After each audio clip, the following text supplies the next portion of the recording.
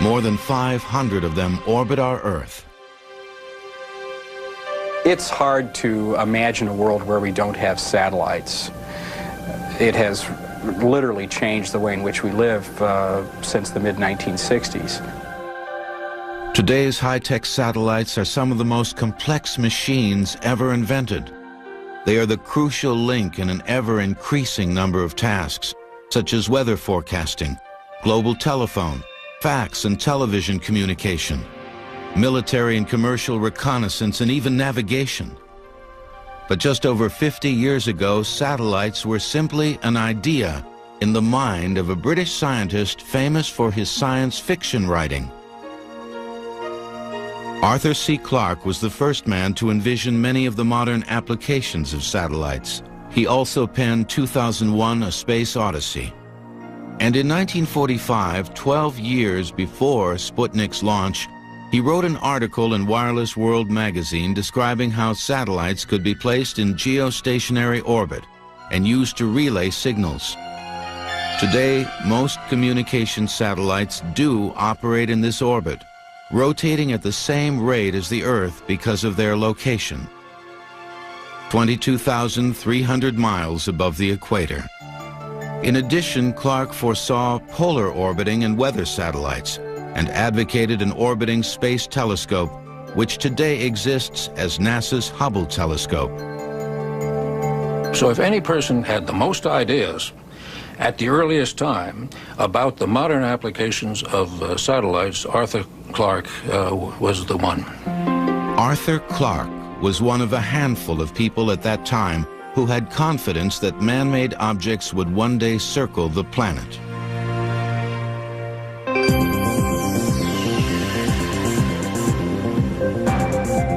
Satellites have to be propelled at very high speeds in order to avoid being pulled back to Earth. For example, the faster a bullet is fired from a rifle, the further it travels before being pulled back to Earth by gravity. But theoretically, if a bullet could be fired at 17,500 miles an hour, it would circle the planet as a satellite. Today, only rockets can propel something at this very high speed, equal to about 5 miles per second. You have to have a propulsion unit which will take the thing up and put it into a flight path generally parallel to the Earth. Now, of course, gravity is going to try to pull that down. But if you put this at high enough speed, you generate enough centrifugal force that it counteracts the force of gravity trying to pull it down. In other words, the amount that the satellite is pulled closer to Earth by gravity is canceled by the curvature of the Earth away from the speeding spacecraft. It continually falls around the Earth instead of falling down to the surface. This is the principle that guided Arthur C. Clarke's reasoning. Once a satellite is released from the main rocket, small booster rockets adjust the satellite's orientation to point it towards the correct spot on Earth. And since there is no atmosphere in space to slow the orbiter down, the rockets only need to fire if the satellite slightly deviates from its charted course.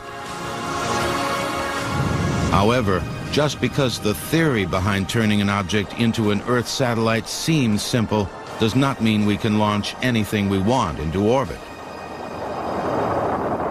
Weight and cost have always been concerns. Some of the first satellites weighed only a few pounds, but still cost millions of dollars to build and send into space. Today, thanks to more powerful rockets, satellites can weigh more than a ton. But launching is still not cheap, at $30,000 per pound. The ultimate extensions of size and weight in satellite technology are the manned space stations where astronauts can live for months at a time while circling the planet.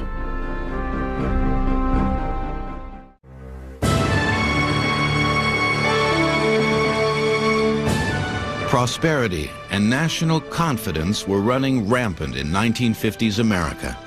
Dwight Eisenhower, the leader of the Allied army that won World War II, was in the White House. Tail fins, malt chops, and Elvis Presley symbolized the enthusiasm of a new era. American consumers reveled in unparalleled materialism. The Soviet Union was a concern, but America had been first to develop the atom bomb, and most citizens assumed that the U.S. was still the world's technological leader. Until October 4th, 1957, when the Soviet Union launched something they called Sputnik, meaning traveling companion. My own personal reaction was, gee, that's great. But the general public, of course, raised a hue and cry that we somehow let the Russians get ahead. The successful operation of Sputnik as the world's first artificial satellite dealt a sledgehammer blow to America's national pride. It was simply a 184-pound test payload containing a radio beacon and a thermometer. The beacon was used to prove that artificial objects in outer space could be tracked from Earth. But even though the technology was fairly simple, its impact was enormous. Many people worried that if the Soviet Union had the rocket technology to launch something into space, there was nothing stopping them from launching nuclear warheads capable of reaching America, an attack which the U.S. could not counter. Yet for all the fear that Sputnik raised, there were actually several positive benefits for the United States.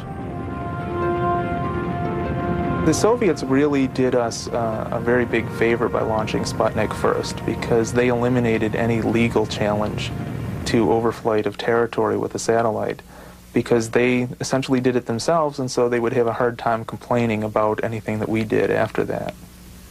Millions of dollars began to pour into the coffers of the fledgling U.S. space program. Clearly, America did not enjoy being second best to anyone. The space race was on. At the time of the successful Sputnik launch, the U.S. had already been working for several years on the development of its own satellites. Initially, many people in the government weren't convinced about their usefulness. In fact, before Sputnik was launched, American proponents of space operations were still struggling for respect. We were considered, frankly, a bunch of crackpots and nuts. One time after I'd given a lecture and had been quoted in a newspaper about military use of satellites for reconnaissance and how you could counter them, this very well-meaning senior man came up to me and said, "You've got to stop talking like that because you are destroying your reputation." Sputnik changed that all overnight. Surprisingly, we can trace the roots of the American space program back to a cabbage patch in Auburn, Massachusetts. On March 16, 1926, physicist Robert Goddard launched the first liquid-propelled rocket in the world. The liquid oxygen and gasoline-powered cylinder rose a modest 41 feet in the air before returning to his Aunt Effie's field. His flight in 1926 was a pathbreaker worldwide. Lots of people had understood solid rockets for a long time, Roman candles and things of that nature that we've been familiar with for centuries. But in order to really do space flight, liquid propellants are the key. Only liquid propellants can be throttled, providing different amounts of thrust at different stages of a rocket's flight. Goddard continued his experiments in Roswell, New Mexico during the 30s and early 40s. Eventually, his rockets achieved altitudes of 1 mile, but his vision went much further. In his early days, Goddard had told a member of the press that a rocket could be built to reach the moon. He was ridiculed in scientific circles and by the man on the street for such a preposterous idea. The wide open spaces of New Mexico provided a haven where he could continue to work on his dream away from the public spotlight. However, because of his death in 1945, he never witnessed an object being launched into outer space. The next major contribution to the American space program came from a very unlikely place, Nazi Germany. Lead scientists Wernher von Braun and about 120 other German scientists and engineers fled from their rocket testing facility in Peenemünde, Germany, and were escorted from Austria back to the United States in the final days of World War II by U.S. Army personnel. Von Braun had been fascinated by rockets from an early age. Now he could use his knowledge to explore space rather than delivering bombs. In fact, during World War II, von Braun had been jailed by the Gestapo for making statements about his desire to work on space travel projects. For the Nazis, anything less than 100% devotion to the V-2 superweapon was seen as malicious sabotage. However, since von Braun was so important to the German war effort, he remained in jail for only 2 weeks.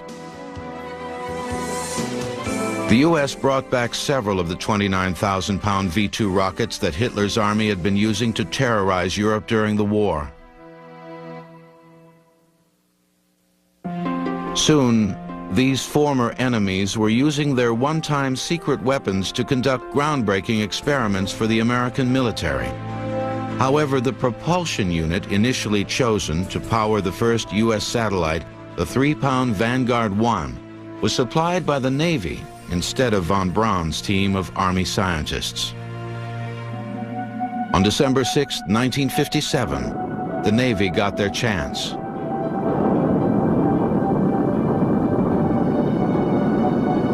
Dozens of newsreel cameras and hundreds of reporters witnessed the United States' first attempt to catch up in the space race go up in flames. The government gave Wernher von Braun a chance to redeem the sagging space program, and von Braun gave Gordon Vaith a sneak peek at the rocket that would make it possible. Von Braun took me one day down into a shed down at Huntsville, Alabama, at the Army Ballistic Missile Agency, and he showed me a rocket assembly. He said, "There it is. When the government says we need a rocket assembly to launch a satellite, that's it. We're ready to go." Von Braun watched on January 31st, 1958, as the Army tried to launch the first American satellite, Explorer 1, nearly 4 months after Sputnik.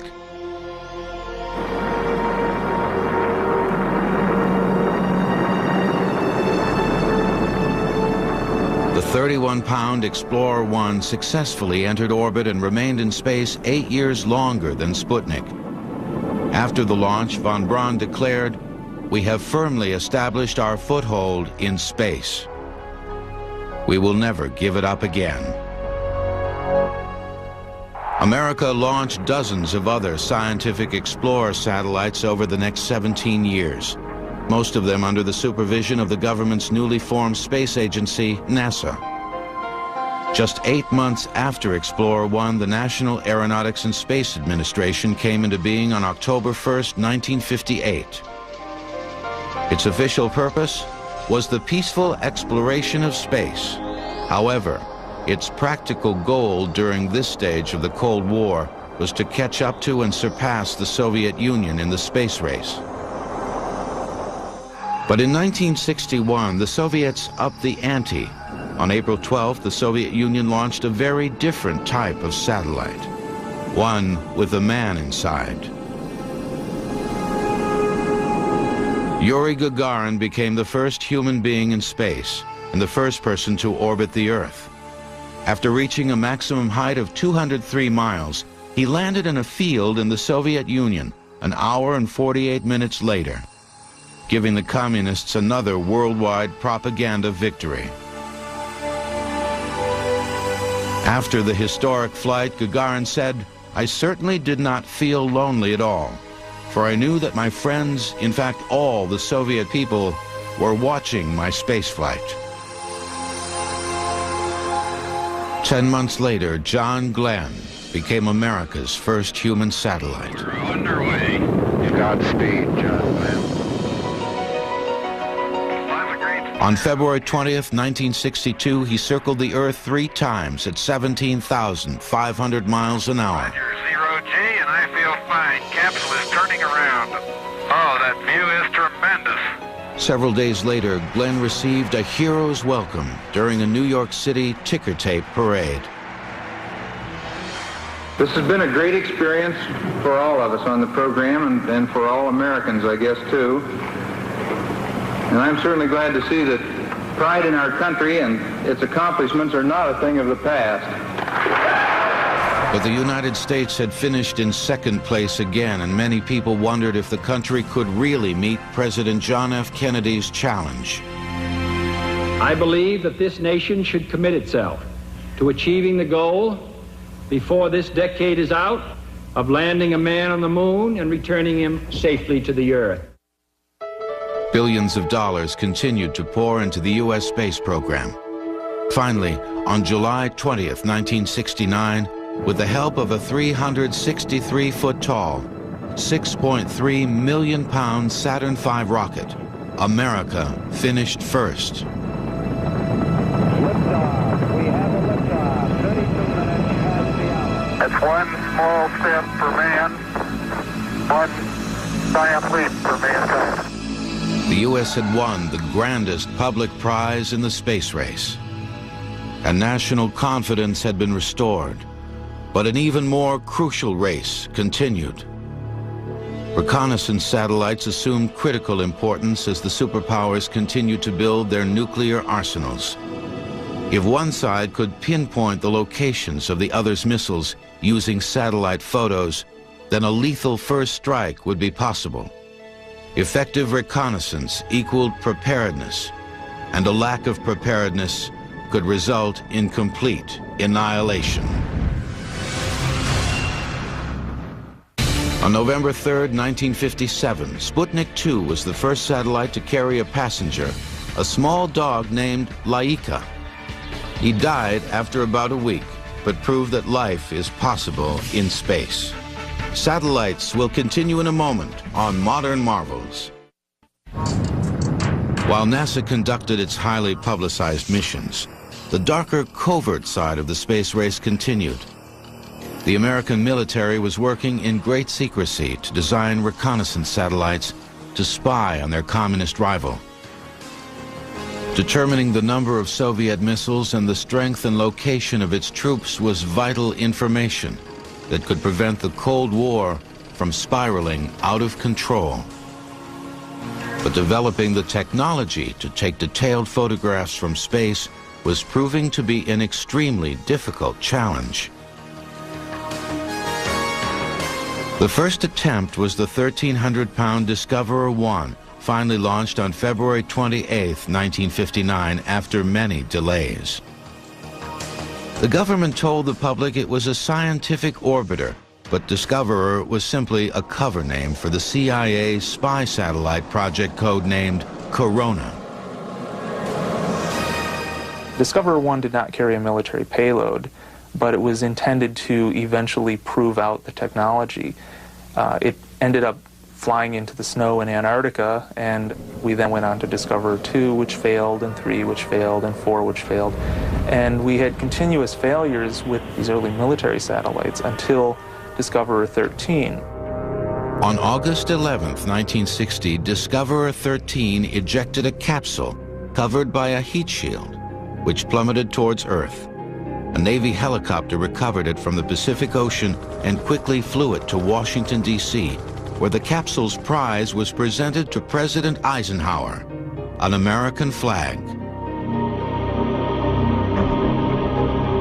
Although Discoverer 13 had proven that an object could be brought back from outer space, top-secret photographs were not recovered until an Air Force plane literally plucked the parachute attached to Discoverer 14's film capsule out of the sky on August 19, 1960. It returned film of the Soviet Union, and it excited a lot of people within the intelligence community that the day of satellite reconnaissance was here. Although the CIA won't release altitude figures for modern reconnaissance orbiters, we do know that the Discoverer spy satellites operated in a low Earth elliptical orbit, generally between 100 and 400 miles above the Earth. They flew over the poles in order to take pictures of many different locations as the world rotated underneath their polar path. However, the lag time between when a picture was taken by these early Discoverer satellites and when a CIA analyst could look at the finished photo after the film was recovered, sent back to Washington, D.C. and developed was about 2 weeks, hardly instant analysis. But technicians hoped that the new satellite images would at least be an improvement over existing U-2 spy plane photos. Photo interpreters who were using the U-2 imagery were told to put that imagery aside, and when they got the new film from the satellites, they looked at it and they were rather disappointed. It was not as good a resolution as they expected. And so they actually went back and pulled out their U-2 photography again. But two events in the early 1960s convinced experts that the long-term success of the military satellite reconnaissance program was crucial. On May 1st, 1960, Soviet surface-to-air missiles shot down Air Force pilot Francis Gary Powers' U-2 spy plane 80,000 feet above the Soviet Union. Powers survived. But in October 1962, during the Cuban Missile Crisis, the Soviets shot down another U-2 airplane, and this time the pilot was killed. It was obvious that better satellite images would allow vital information to be gathered without risking more American lives. An indication of America's commitment to space-based surveillance was the establishment in August 1960 of the National Reconnaissance Office. Its very existence was classified, and its job was to spy on the Soviet Union as well as China, Libya, and other countries. In 1962, all of the individual reconnaissance satellite projects in the NRO fell under the general code name of Keyhole. During the 1960s and early 1970s, more efficient satellites containing several film capsules and a more streamlined development and analysis process reduced the delay time to 3 or 4 days. But film was still physically sent back from space in canisters because several experiments to transmit images using radio signals had failed. 2 world events proved that a several-day delay was still too long. On August 21st, 1968, Soviet troops invaded Czechoslovakia to suppress a pro-democracy movement centered in the capital of Prague. And on October 6, 1973, Egypt and Syria launched a surprise attack on Israel. In both cases, Keyhole satellites did not return photographs until several days after the invasions had occurred. We had wonderful coverage, but we didn't get the photographs until the war was over.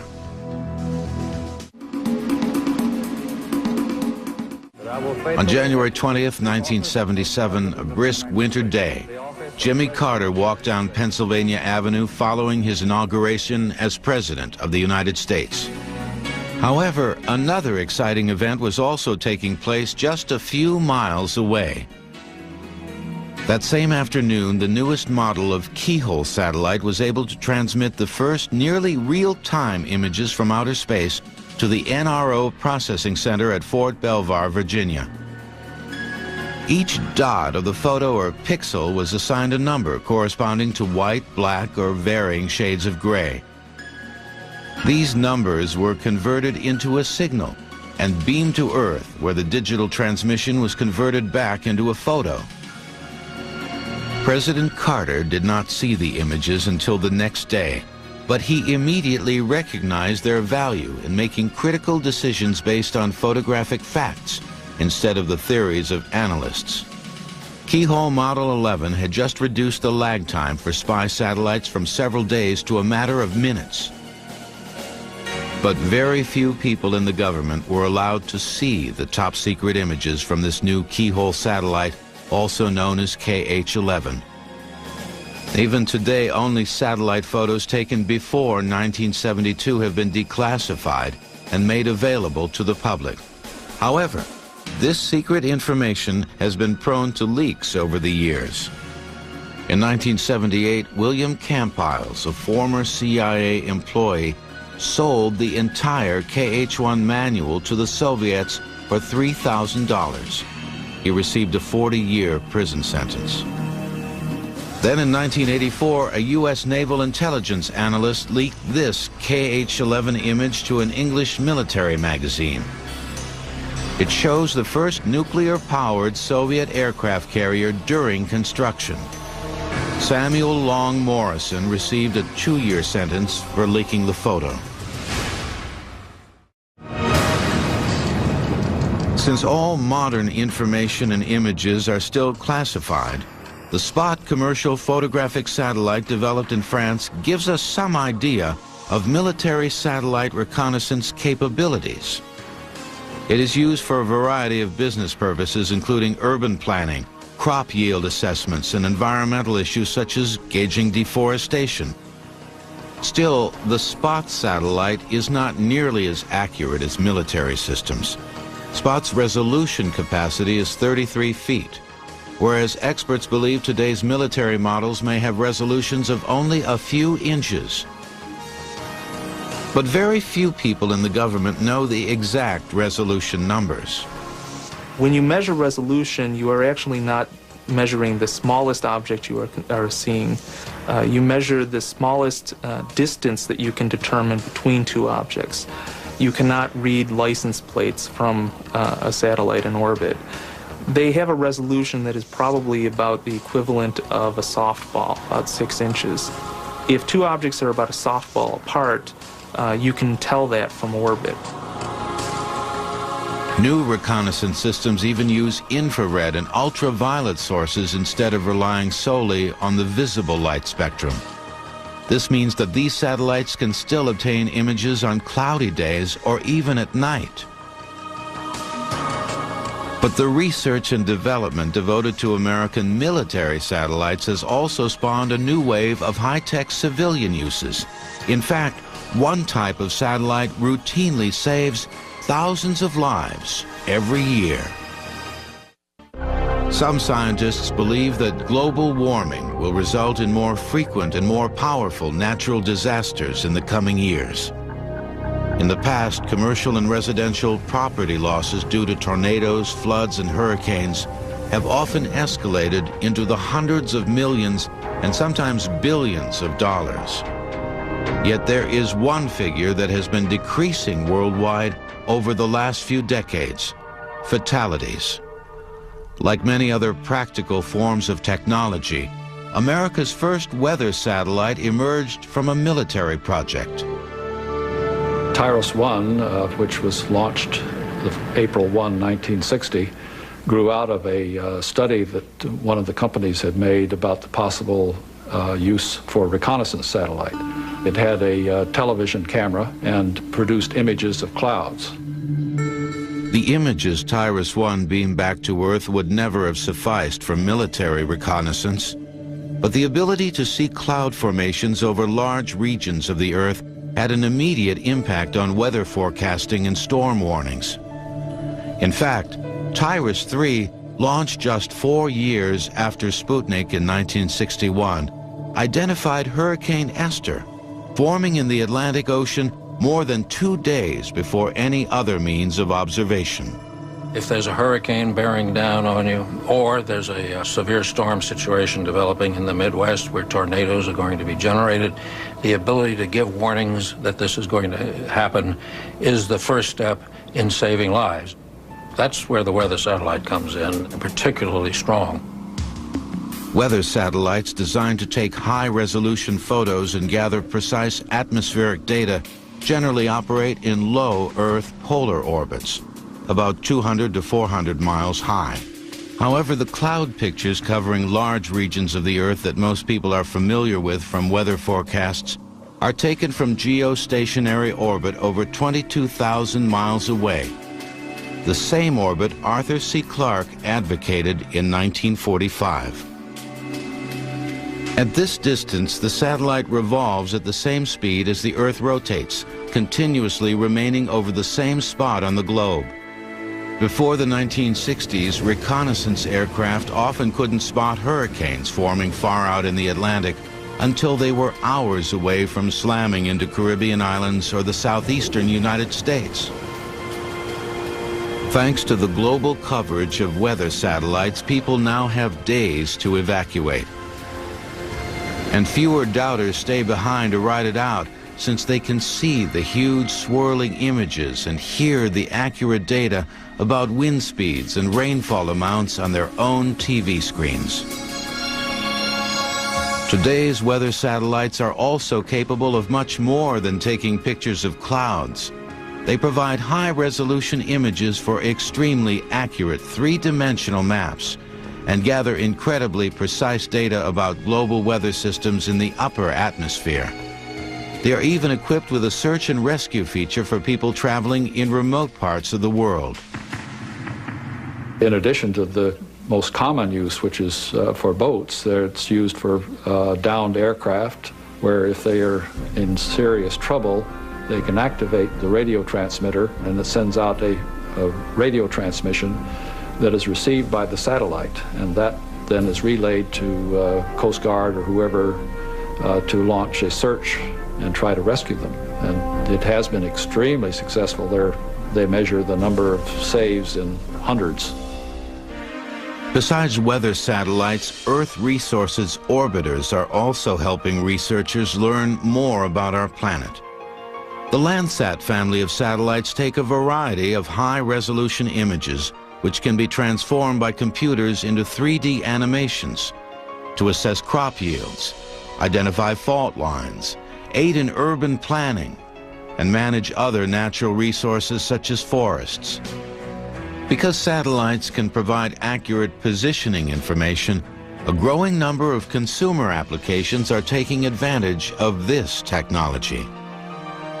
The Global Positioning System, or GPS, uses 4 or more satellites to fix a transmitter's position on the Earth to within a few yards.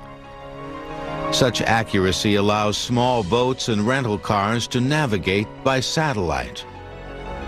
We could pull up a screen in a car and see exactly where we're located and plot the course to where we need to go. I don't know about you, but I get lost all the time, and as my wife always says, I don't want to ask for directions. This enables me to do it without asking anybody else, except a satellite.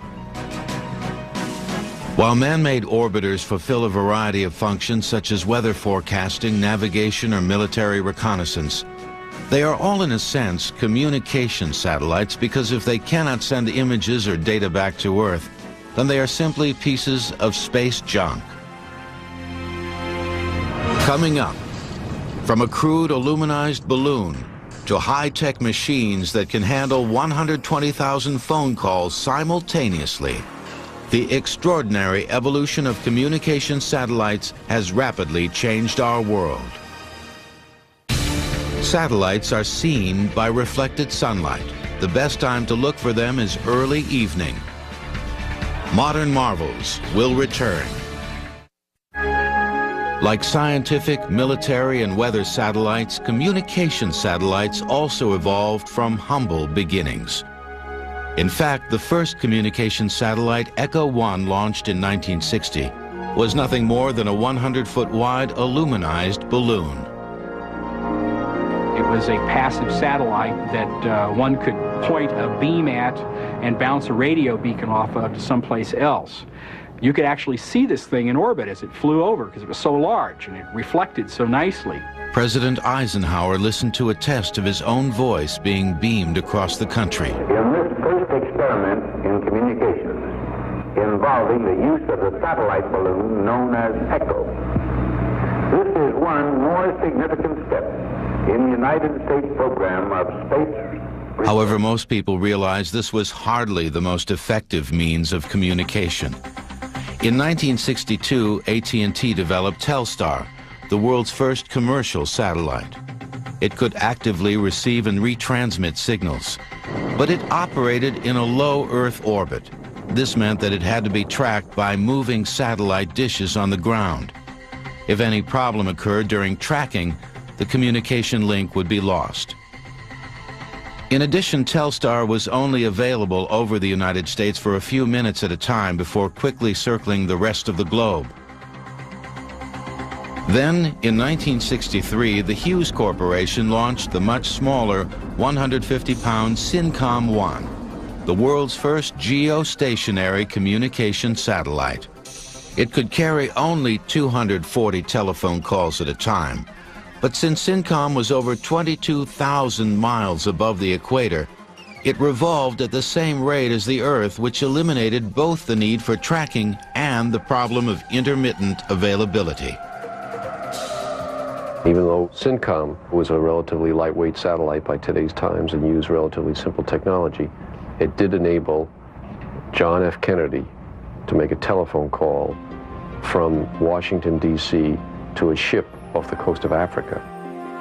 This first test proved that Arthur C. Clarke's visionary concept from 1945 worked, and geostationary orbit became the standard location for most communication satellites. Today, more than 150 of these modern marvels operate in this position, serving almost every country on Earth. These pioneering efforts made the formation of Intelsat possible. This is an international organization advocated by President Kennedy, designed to link all the nations of the world by satellite communications. Intelsat-1, also built by Hughes, was launched in 1965.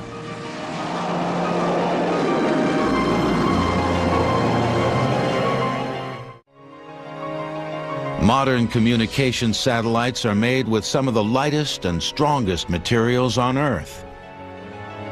The graphite epoxy material that we're using in our satellites to keep the weight down is about half the weight of aluminum and 10 times the strength. In order to keep liquid fuel weights down, solar panels are used to power most of the onboard electronic components.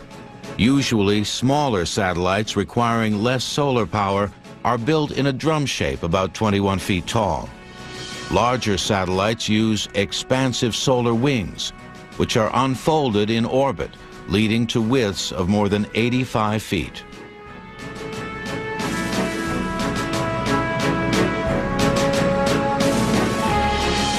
Satellites have also dramatically affected our culture by relaying television signals around the globe. The 1964 Olympics were in Japan, and for the first time, using SYNCOM, we were able to see the Olympics in the United States transmitted live from Japan. And that brought home loud and clear how important satellite communications could be for television distribution.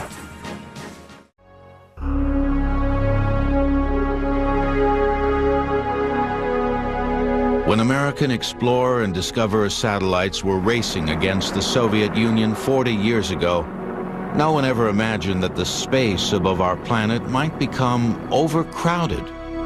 Yet this is a growing concern, since objects in geostationary orbit need to be positioned a certain distance from the Earth and over the equator. They also need to be located about 1,000 miles apart from each other so their signals don't get mixed. Therefore, there are only a certain number of slots left to be occupied, an issue that the United Nations is looking into. I believe that with good intelligent planning and good coordination by the International Telecommunications Union, there will be enough slots for satellites well into the 21st century. Another concern as space becomes more crowded is orbital debris, also known as space junk. This consists of various sized objects such as portions of expended rocket stages, small parts that have come off of spacecraft, and even paint chips. Each dot on this computer animation represents an actual piece of space debris. Many of these items do eventually burn up in Earth's upper atmosphere, but this process can sometimes take decades to happen as their orbits gradually decay. On the surface, something as small as a paint chip may not seem to be much of a concern, but since it is traveling 17,500 miles an hour, it can still have a significant impact. In fact, a speck of paint from a satellite did hit one of the windows of the Challenger space shuttle in 1983, causing a half-centimeter pit. Obviously, a larger object could have disastrous results. It does exist. It's up there. It's not a major problem, at least at the present. I would be more concerned about meteorites and things of that nature. Despite these concerns, satellites are bringing our world together at a faster pace than any other form of technology. The term live via satellite used to denote a special world event. However, today the operation of satellites goes largely unnoticed. The possibility for the future in satellites is almost limitless. Whatever we can conceive, we can probably do. Because of the visionary work of pioneers who stake their careers and their reputations on an unproven concept, satellites have transformed our world in just 40 years, from 3-pound gadgets which look more like grapefruits than spacecraft, to incredibly powerful and complex machines weighing thousands of pounds. Considering the remarkably rapid evolution of satellites that we have witnessed in the past 4 decades, it seems that the only certainty for the next 4 decades is that satellites will continue to amaze us in ways that we cannot even imagine today.